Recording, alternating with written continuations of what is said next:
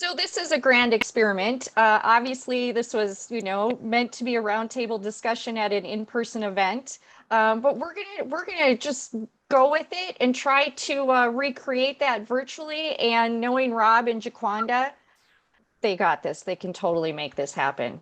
So it looks like I just want to make sure everybody's in from the waiting room.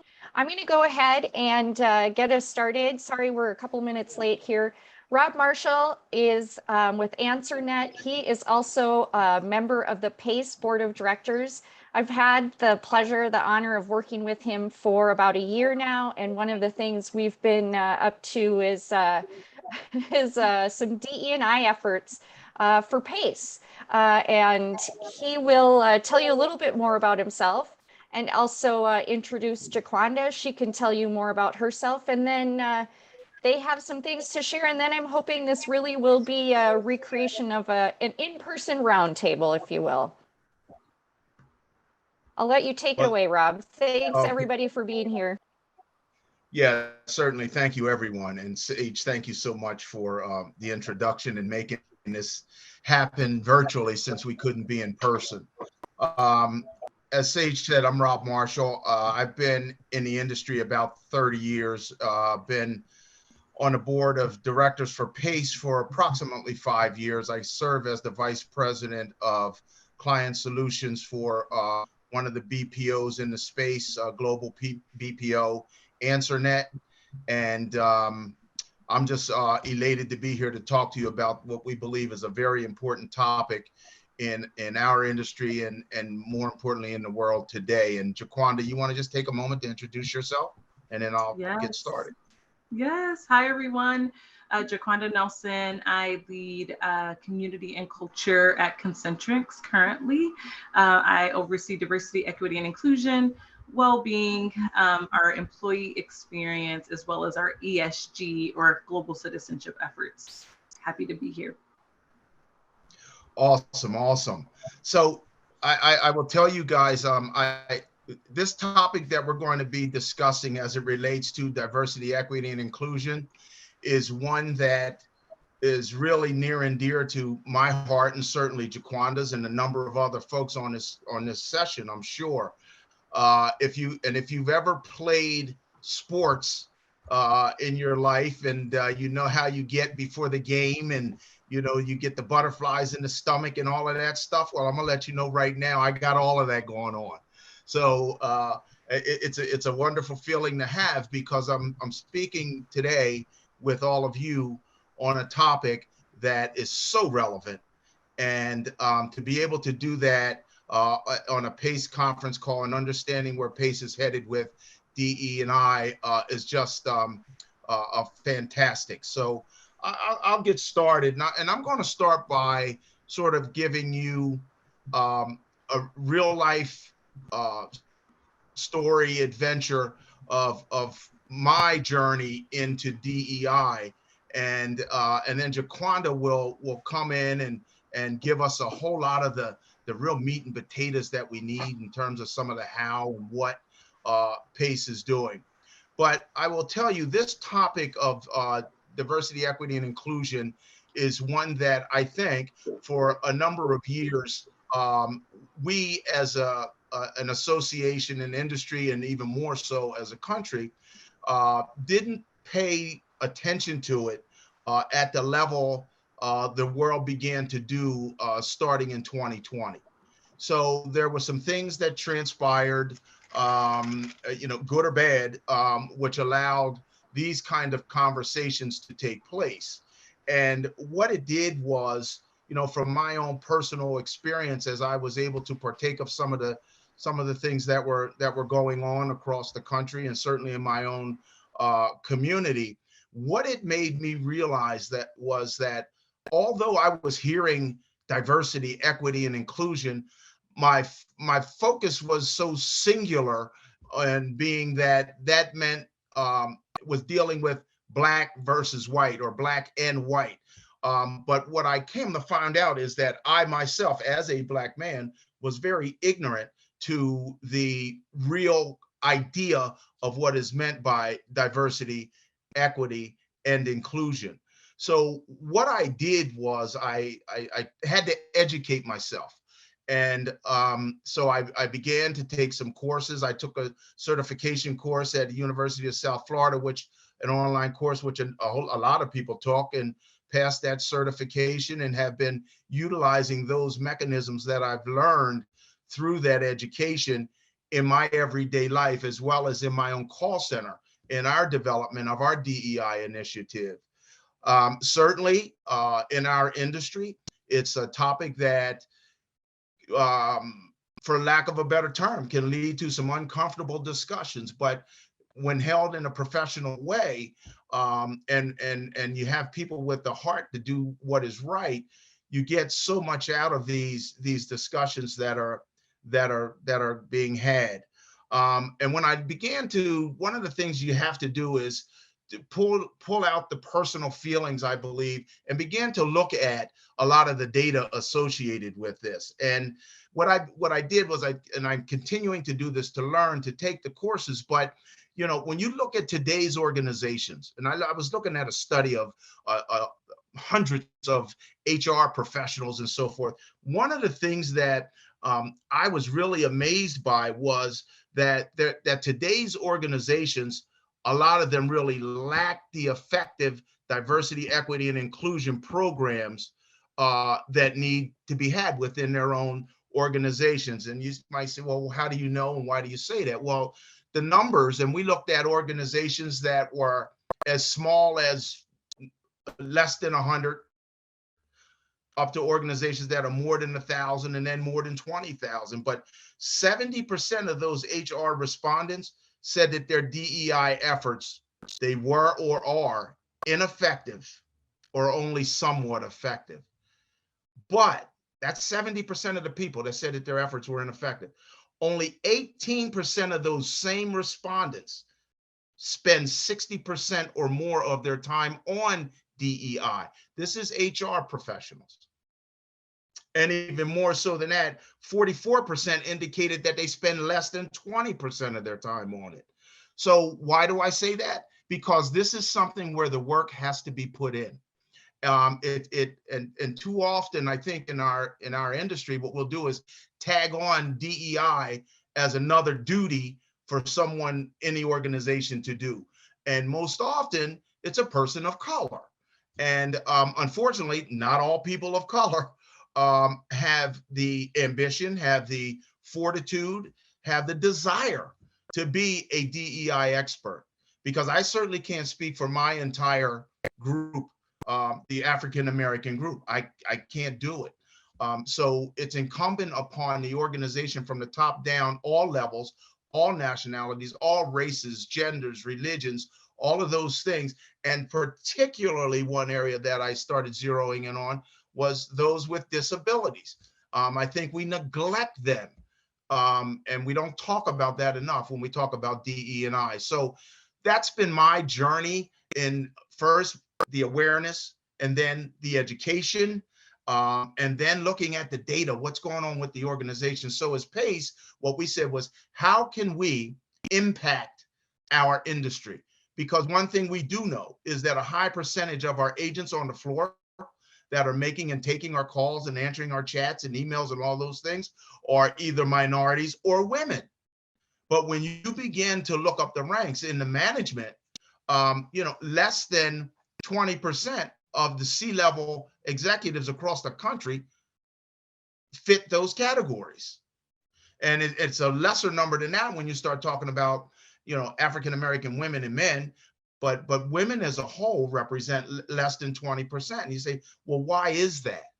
So I think we are living in an incredibly good, important time where we can have impact on the lives of those that are coming behind a lot of us, and certainly for our younger management folks. So Jaquanda, with that being said and sort of laid out there as a framework, a groundwork, if you will, and sort of my journey in a nutshell, why don't I turn it over to you to talk to them about some of the initiatives that PACE is doing, some of the expertise that you can sort of talk to them about if they have questions about how do I start a DEI program, that kind of thing. Why don't you go ahead and take that from here?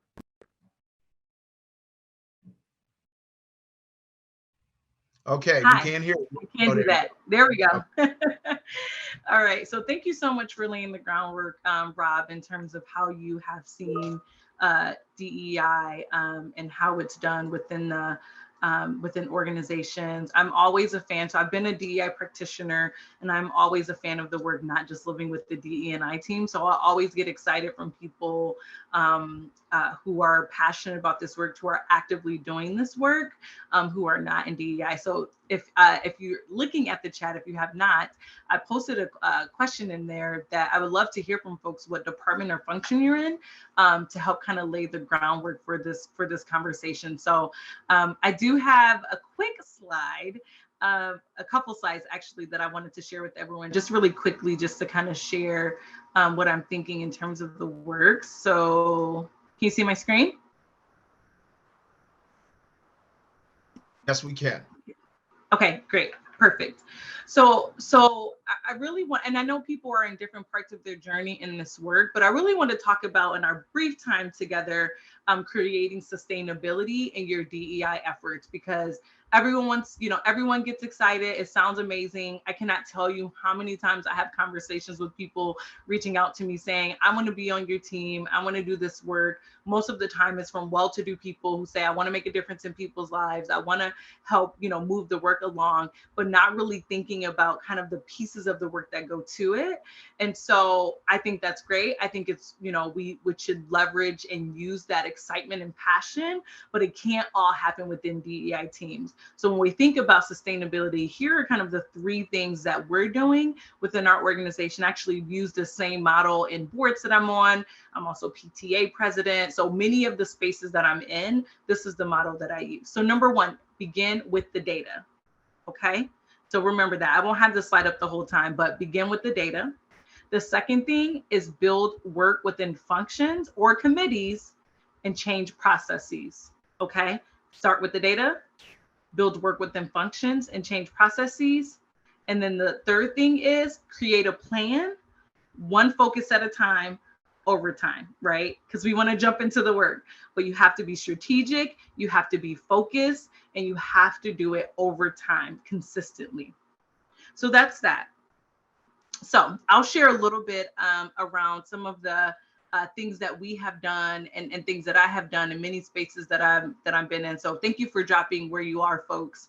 This is really helpful when we think about, again, who can do this work, and I say everyone. So begin with the data. I can tell you again, probably whatever function you're in, sometimes having access to data can be a huge challenge. I can tell you, I talk to a lot of DEI folks, having personal data around people can be very challenging. So I just want to call that out. It is not an issue just within your organization or within your group. This is something that happens across, right? Because we have to protect the data of folks in a certain way, especially in our industry, right? But I can tell you that there is a certain level of data that is available to your DEI leader, that you can ask for in your function or your department, or ask your HR business partner, right? So if you're saying, in my group, I want to know how many women are represented. I want to know how many people of color. I want to know how many people with disabilities, people from the LGBTQIA plus community we have represented. What are the variants of ages in my group, as I think about how I'm bringing in the diverse perspectives, even from generational difference, et cetera. So you can approach it from many different ways. And if you partner with your HR partner, as well as check in with your DEI folks, get data, right? Start there. And whatever data you have, let that be your starting point to move some work along. And so one thing that we've done recently is we launched a global diversity, equity, and inclusion dashboard. It is based on data that we do have accessibility to. Of course, if many of you work in the regions of EMEA, right, there are some GDPR, which is, I can never remember what it actually means, but it's data protection laws where you can't ask specific identifying information, but I can tell you how we got around that in a second. So start off with the data.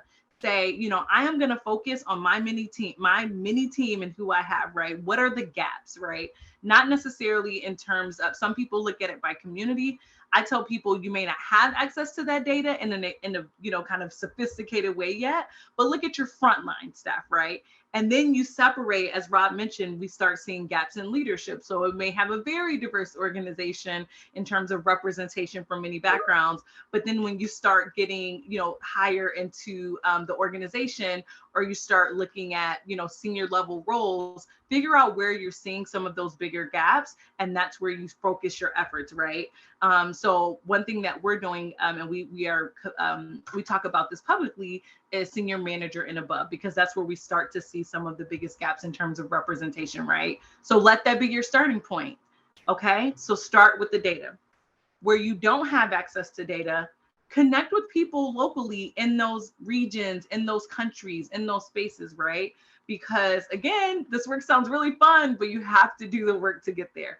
So one thing that we did for our groups in EMEA, we had a regional HR business partner from each of our countries, where we can't ask any identifying information about specific employees, but we do focus groups with them to say, what are the biggest barriers that you're seeing based on your frontline staff, as well as in the community, right? And some people will say, well, here we have a very young workforce, right? So there's certain skills that we need more technology. Or in some, it's like, well, we need more people who are actually from this community to be able to get jobs, and it's barriers for them. And some, it's, again, just different groups. If you talk to people, they will be able to tell you, right? Like some people they may not be able to articulate it, but they can say, when I'm walking down the street, I see all these, young, vibrant folks who are, doing whatever internships, et cetera, but they don't get opportunities, right? So think about how you can do that. If you're someone who's saying like, I work in my space, but there's like people from my community locally, I don't see represented. Capture that, but you have to get clear on the data. So hopefully that helps. The second thing is you have to build work within functions. I tell people all the time, and many of you, I see familiar faces on here, or familiar names and faces. Hey Kate, you want to build the work so that it's not just happening through the DEI team. You use them as a resource and a reference to go and get information, but no matter where you are, you can do this work. So I actually just had a conversation with someone today in IT. He joined the team recently, I think within the year. And he's like, I know that we have brilliant women who want to be in this space, who have barriers. I want to do something about it, right? So we got connected, we talked, we identified 2 particular areas that we focused on. One, a rotation program, right? That gives accessibility to women within the organization, within IT. I'm sorry, cybersecurity and data protection. I take that back, cybersecurity, because we're already doing this work in IT. And I told him, as an example, here's what you can do. So a rotation program, right? Internship programs, right? Being really intentional in who you're trying to reach, and giving them accessibility in terms of having a job, as well as access to be within the organization, visibility, et cetera. So we talked specifically around how do we get people the skills they need, how do we support them, and how are we intentional on our efforts. And then the second piece to that was, what are some specific learning tools that I can pull from your team to lead within my team? So I said, perfect question. Number 1, we have a DEI learning path that is accessible to every single person in this organization. Make a commitment to over 2 months. We're all going to take this learning path, and then we're all gonna, we're gonna use 15 minutes at the start of our monthly staff meetings, or, even managers, your middle managers within, we're gonna carve out time to talk about our learnings and build discussion around that. You will be surprised what comes out of conversations or roundtable discussions, or just creating the space, right? As Rob said, it is not comfortable all the time, because we all have to reflect on ourselves. We all have to be honest about where we are, but that comes along with, yes, we want people here, but we need to make sure we create a space of belonging for them. So very simple. My team does not have to do it. I already don't have enough resources as I would like, right, to be able to do the work in the way we want to. So knowing that they're going to do the work, leaders are taking accountability to do the work, I just give them the resources, right? So think about, what is one thing you can do from a people perspective, in terms of opportunities, in terms of skills, expanded roles visibility that you can do. Or if you're someone who doesn't have that, start talking to your leaders about it. And then how do you create a space of belonging? By leveraging tools that are already there. If you don't have them, reach out to your DEI leader, or if you don't have a DEI leader, reach out to your your HR function and say, we would like a resources so we can do this work within our teams. So build work within functions. I can tell you just a couple of things really quickly that we have been actively doing this. So we created a training program for our recruiters, inclusive sourcing. And it's a training that we've made a commitment that 100% of our recruiters across the entire organization will be trained in inclusive sourcing around how are we intentional to go find the diversity of candidates that we need. Again, whether it's people diversity or diversity of thought or different skills that we need, right? We can't just post on LinkedIn. We can't just post on Indeed. What relationships are we creating with colleges, community organizations, et cetera? So we're doing that work right now. Another thing that we're doing is, Wanda, if I could, and maybe you can touch on this while you're on that same train of thought, with the recruitment and the retention, the idea about this not being about setting quotas, right? We don't want to get into setting quotas. They can set goals, but not quotas. Yep. And I think that that's an important thing to mention, because then all you're doing is looking at what the compliance rules and regulations are saying, and that are dealing with racism, and that's where you end up. So maybe I just wanted to mention that, and maybe you touch on that. I can, yeah. So, and we get that oftentimes too, because once you start speaking that language, you have people saying, well, what about me? And what about my opportunities?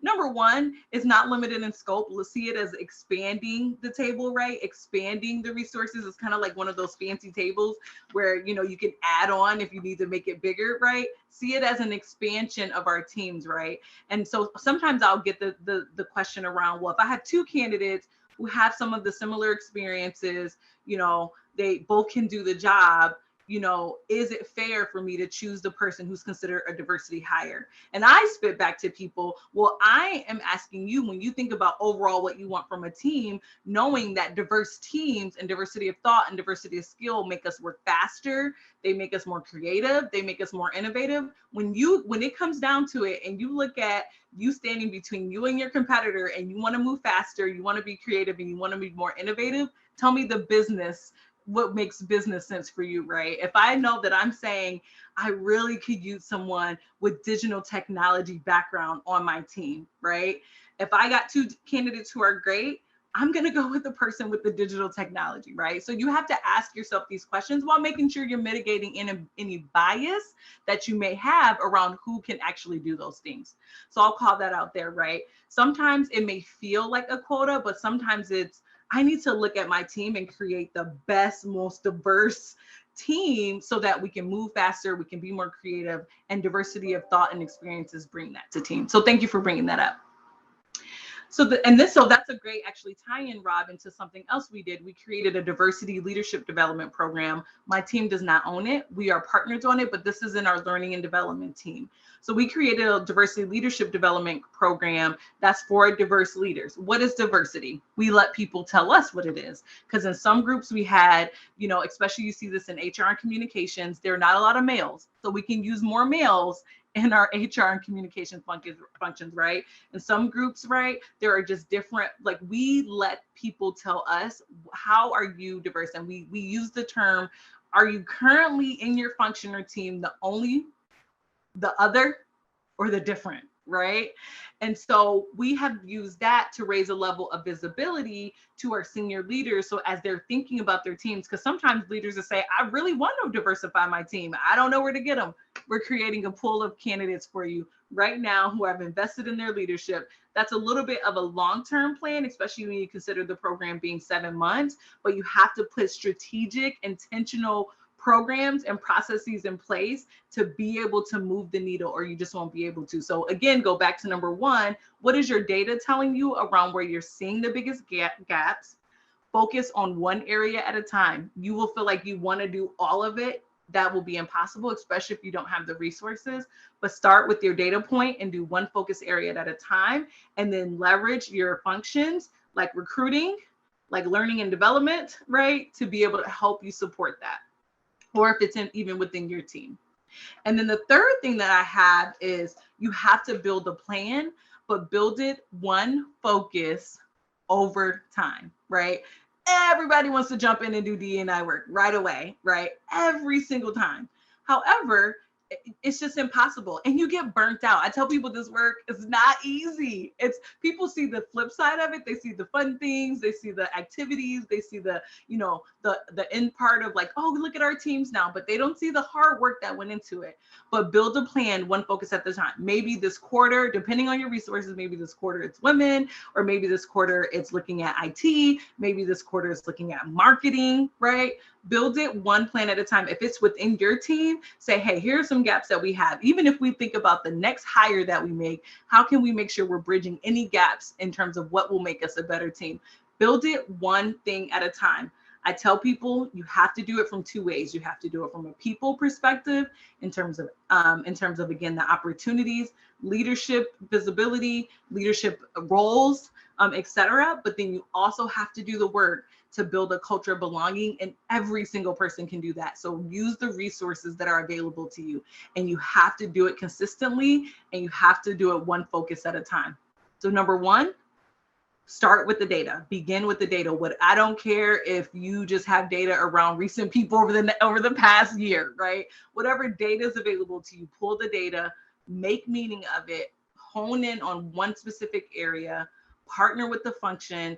Whether it's, if you're within the function, make sure you're partnering with your HR folks or your DEI folks, and do it for your group, right? And then create a plan. That's it. If your plan is to focus on, we're going to get everybody trained through our DEI offering this year, you are moving the needle, right? Because you're changing behaviors, you're changing mindsets, you're changing perspective, but you have to be intentional.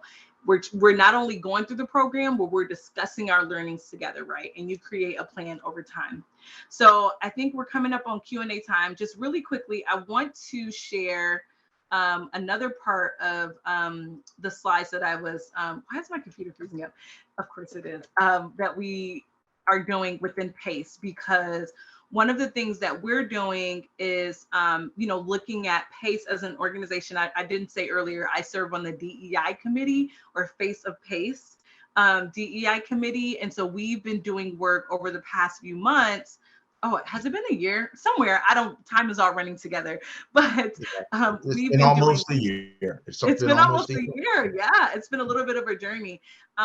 Thinking about what does it mean for us as an organization, and how can we better support all of you in this space? So we created a plan. Some people may look at it and say, oh my gosh, that's so simple. Some people may say, based on what their resources are, like, whoa, that's a lot, but it's on paper. It's a commitment that we're making. Our board is on board.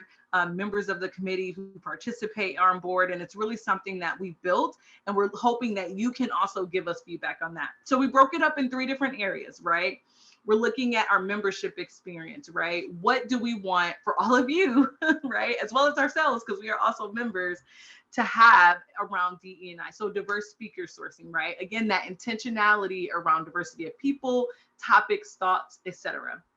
And then investing to build skills across membership. We want you to know, if it comes to DE&I, you can come to us for resources. You can come to us for support. If we don't have it, we have enough resources to be able to connect you to it. So we'll be focused on, and we have a roadmap on, here are ways that we're going to do that over the next upcoming year, right?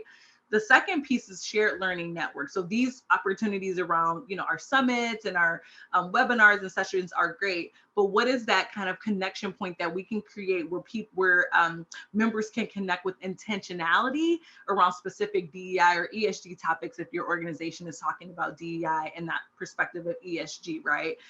So again, a very intentional space in where we incorporate DEI, and it's a part of our offering. And then transformation of PACE as an organization. So we have our committees, we have staff, we have board. Who's missing? What's missing? And how do we make sure we're representing our industry, right? And not just those who come to PACE, but our industry, even down, I don't want to say down, I'm sorry, even engaging out and expanding to our frontline staff. And then what is the learning and how do we empower our staff and our other folks so that it's a part of our ways of working. It's the way we do business. So you as a member can know that when we put on a conference, when we do a webinar or a session, that it is a part of the way we do the conference. It's not a separate thing, right? It's just the way we do business and it's the way we make decisions as an organization. So this is just an overview of our roadmap. Each of these have activities aligned to them that we're gonna do over the next month. And it feels, I'm of course very, very close to this work and very passionate about this work. I think it feels very manageable. It feels very doable. And I think people don't feel so overwhelmed because we're focusing one area at a time over time. So that's all I have. Start with the data, partner with different functions to do the work. If you're within a function and you can lead some of this, do that. And then the last thing is create a plan. Even if you create a mini plan with yourself, of course, you want to have that partnership, but create a plan and do it one focus over time. So that's what I have. I think we have 10 minutes.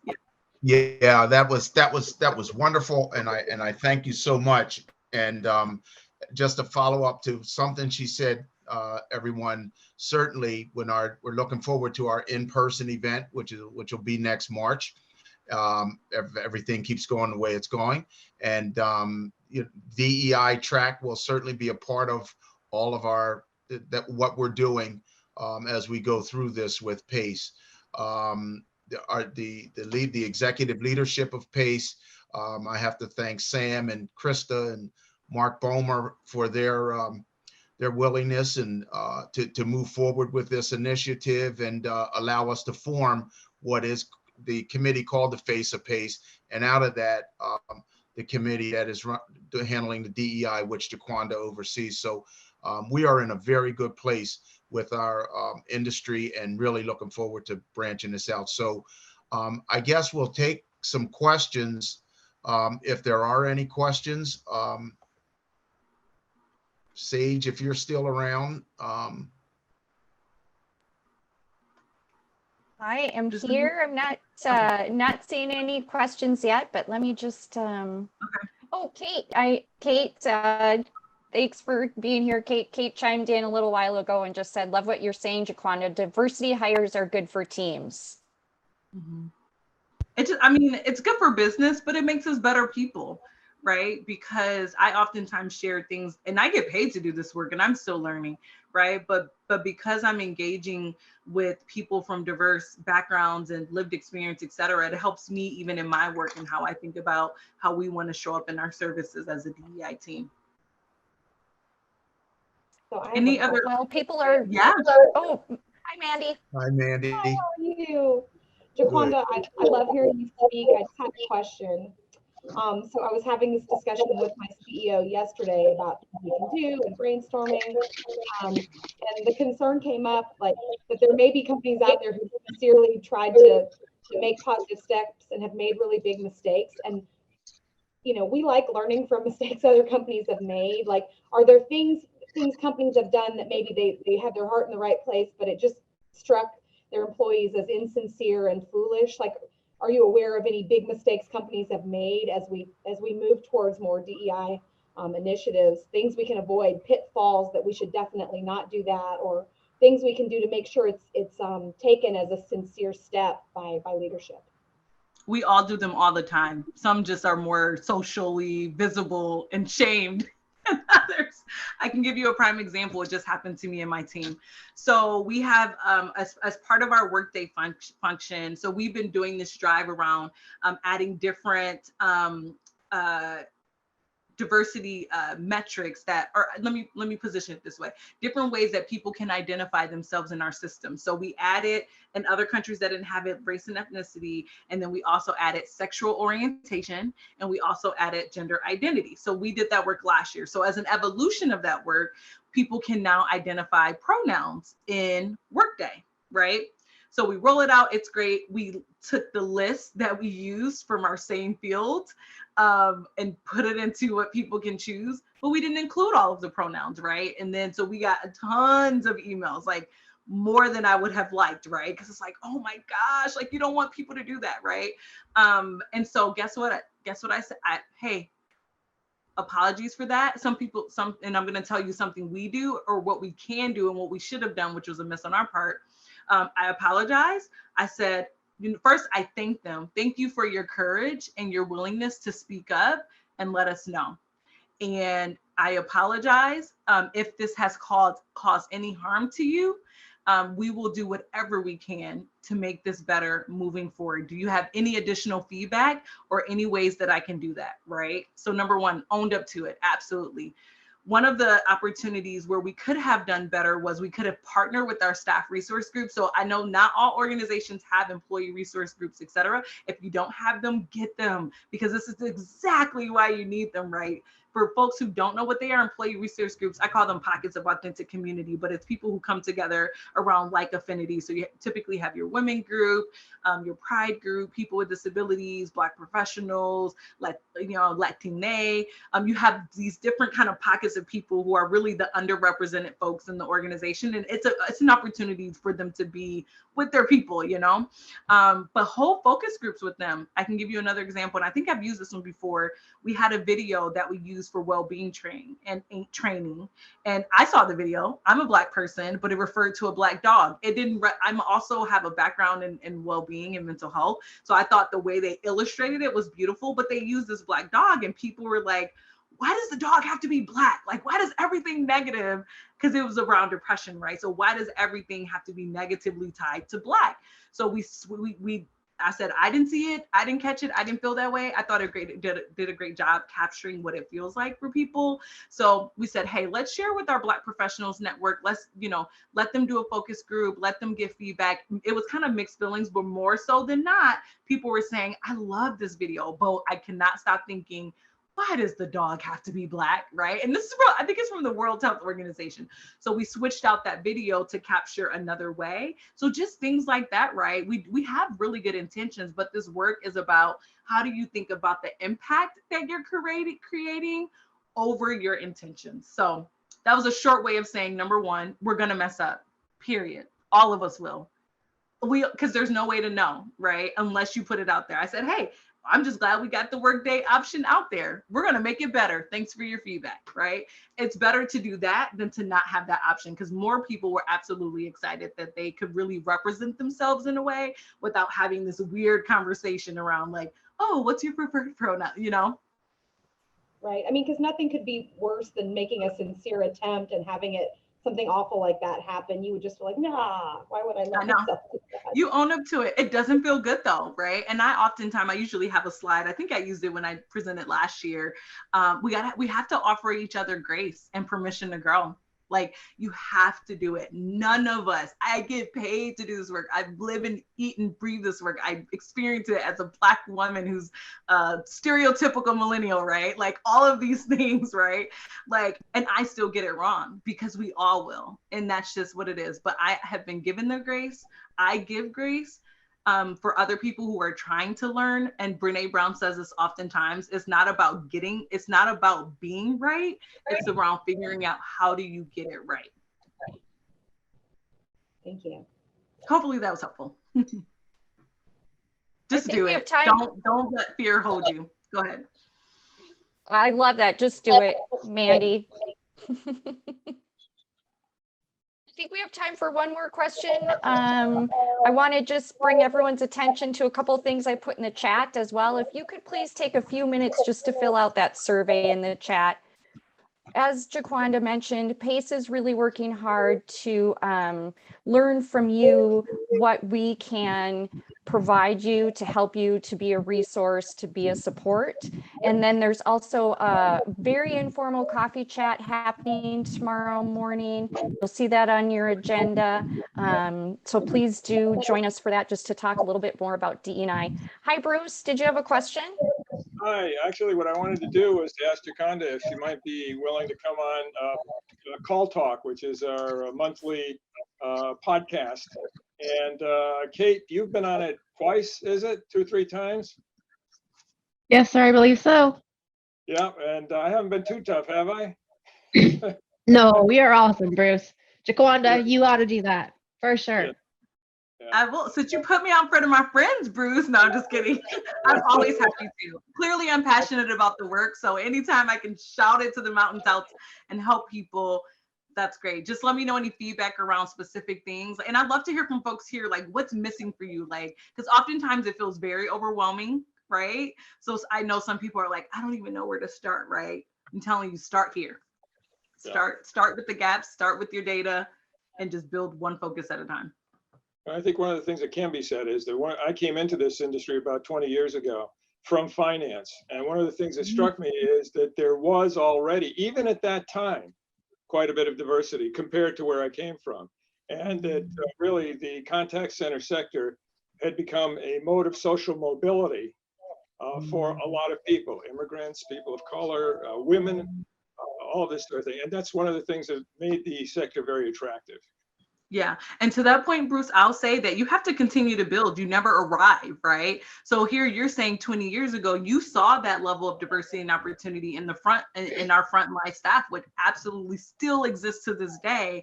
And so then it's like, okay, well, we got that situated. Now let's look at where the barriers are for leadership, right? So you just keep building. You keep building, right? Because we'll get one thing right. And it's like, oh, let me go address this one.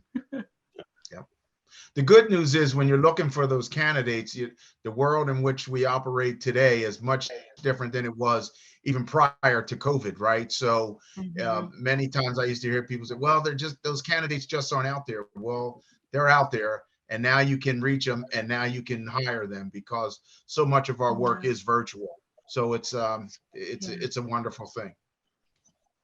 Yeah. Great session. Thank you very much. Thank you. Thank you for attending. Thanks for the time.